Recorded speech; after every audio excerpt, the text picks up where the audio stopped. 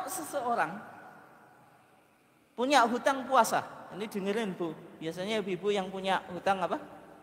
Puasa, apalagi yang masih usia produktif, belum menopause, masih apa? Masih keluar haid. Secara umum kan wanita itu haidnya 6 atau 7 hari.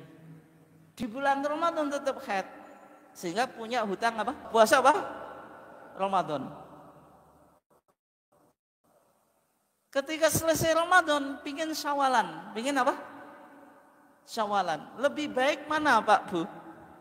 Qadha dulu atau syawalan dulu? Hah? Qadha dulu. Ini pendapatnya kaum laki-laki, karena secara umum kaum laki-laki jarang punya hutang puasa. Nek ibu-ibu Bu, syawalan dulu atau qadha dulu Bu? Hah?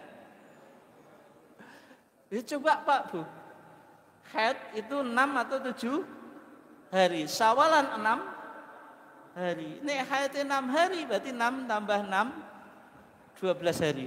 Nek haid 7 hari 6 tambah 7 hari 13 hari. Meh teh setengah ulang.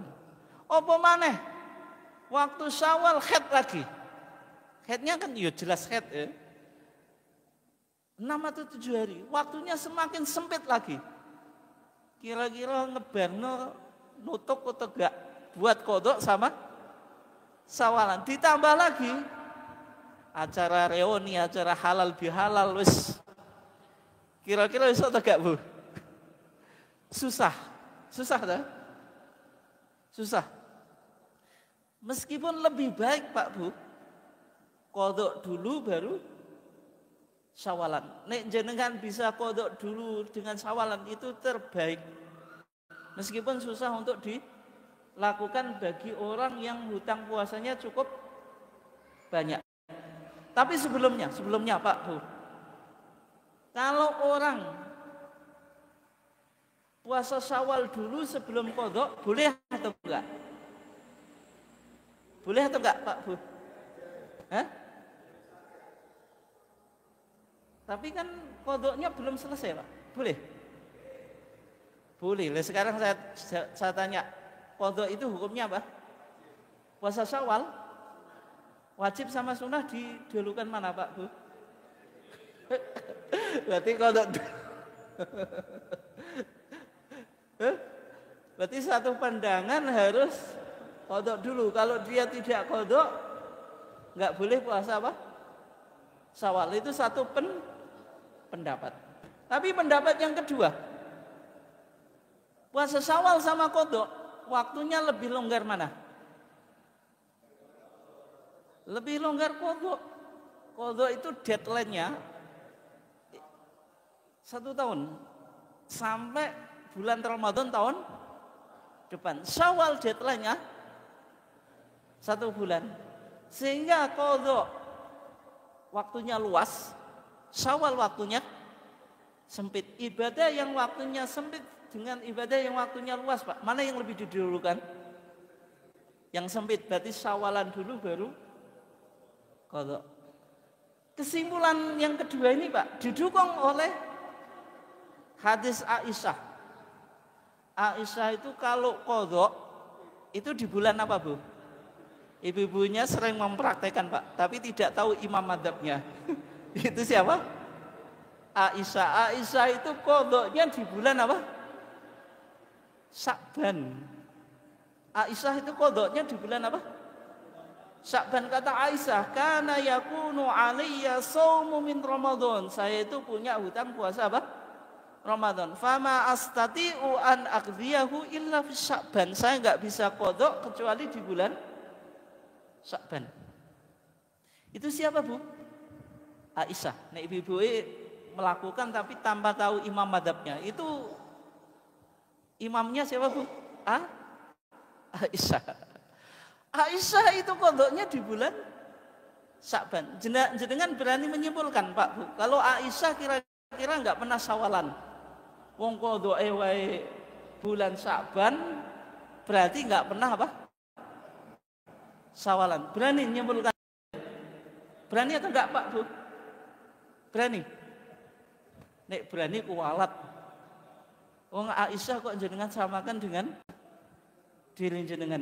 Nek kita enggak puasa Syawal itu lumrah. Tapi nek kelas Aisyah apakah mungkin? Tidak mungkin. Sehingga kita simpulkan Aisyah itu apa? Syawalan dulu baru apa? Baru qadha. Dan pendapat yang kedua ini Pak Bu, itu sangat kuat. Sangat apa? Kuat. Sehingga orang itu boleh syawalan dulu baru qadha. Tapi kadang-kadang muncul problem juga Pak Bu. Problemnya apa? Dia punya hutang puasa belum diqadai sudah syawalan. Setelah Syawal di bulan Dzulqa'dah atau Dzulhijjah atau Muharram dia meninggal. Berdosa atau enggak? Berdosa atau enggak kira-kira? Berdosa atau enggak Pak Bu? Syawalan dilakukan tapi qadanya belum keburu meninggal. Dosa enggak Pak Bu?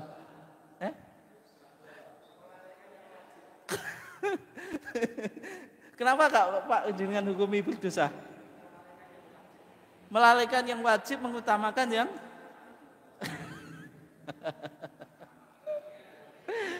contoh yang lain. Ada orang meninggal siang, Pak. Jam 1 atau jam 2. Orang yang meninggal jam 1 atau jam 2, apakah pasti dia sudah sholat zuhur, Pak? Pasti atau enggak? Tidak pasti. Rata-rata kira-kira sudah sholat zuhur atau belum? Yang ngeceknya berapa persen yang aktif jamaah zuhur Pak dari sekian umat Islam. Kan dikit ya. Berarti dia meninggal belum sholat zuhur. Dosa atau enggak?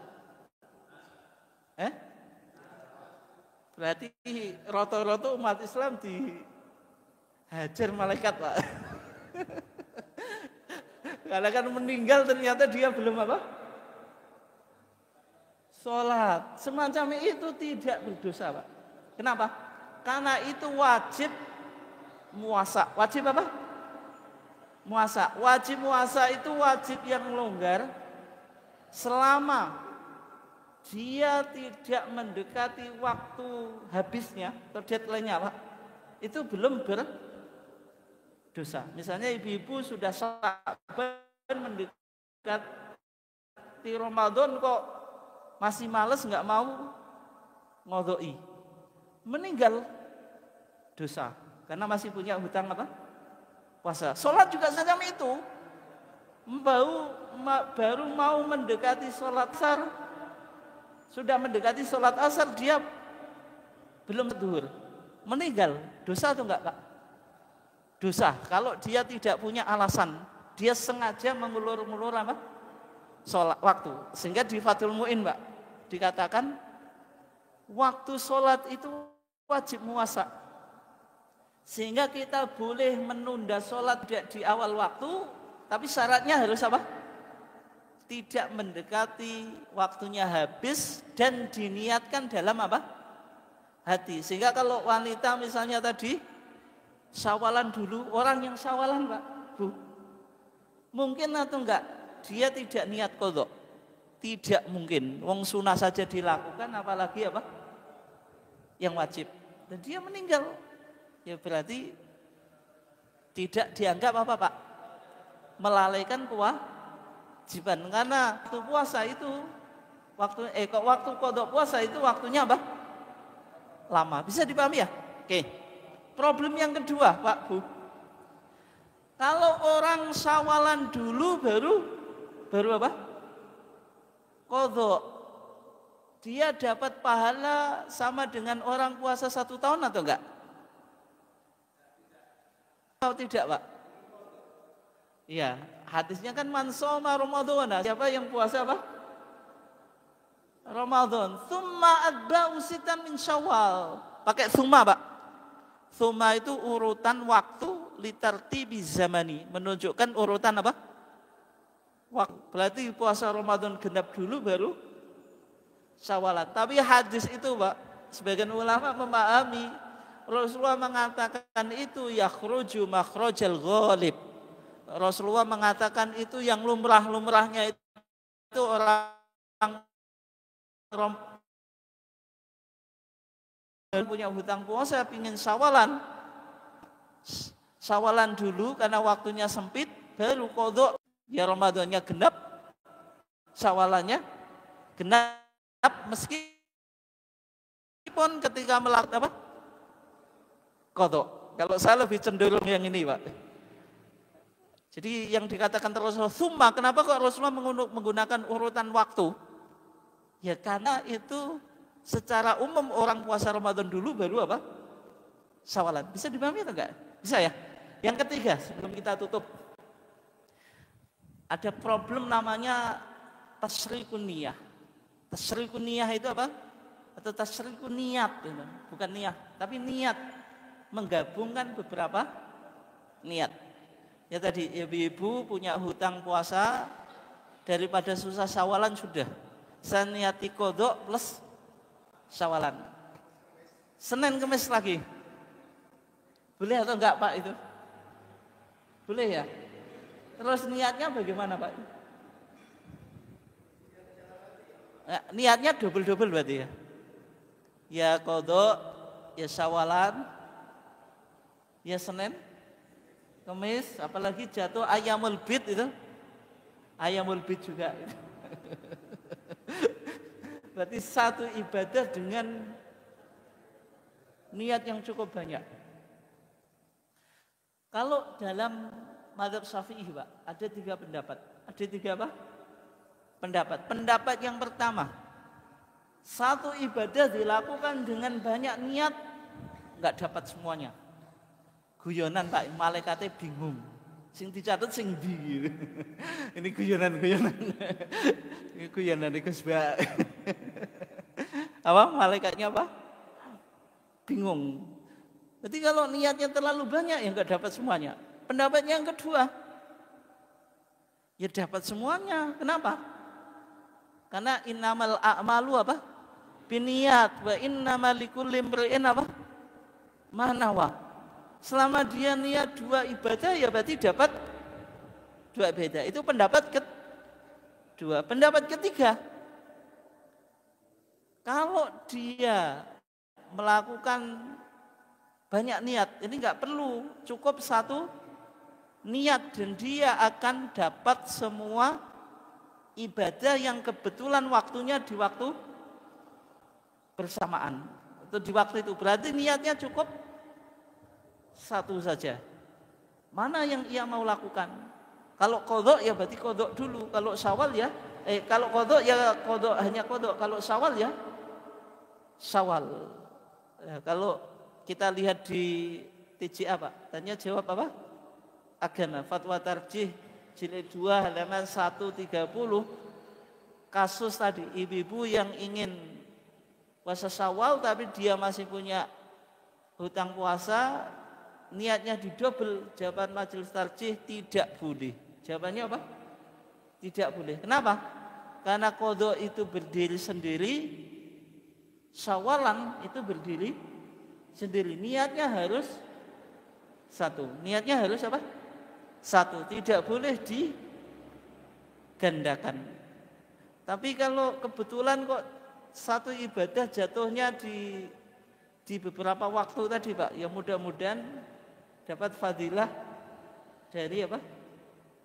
Ibadah tersebut. Tapi kalau niatnya itu hanya apa? Hanya 1 saja. Mungkin itu saja Bapak dan Ibu sekalian kajian kita.